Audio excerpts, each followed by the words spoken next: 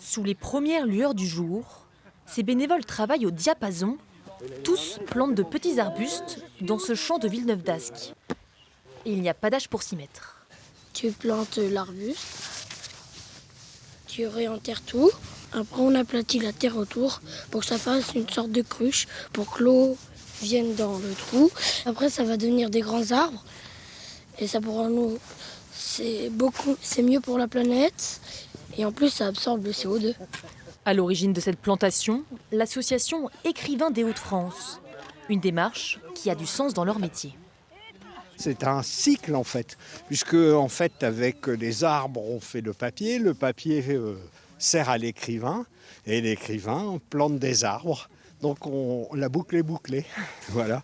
D'où le nom de l'opération, un livre, un arbre.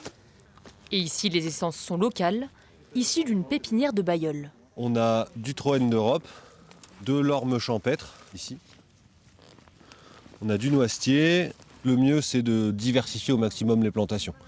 Là, voilà, nous, on a regardé à peu près ce qui poussait naturellement ici. On est reparti sur un cortège qui s'en rapproche le plus. Au total, 175 arbres vont être plantés, créant une haie d'arbustes.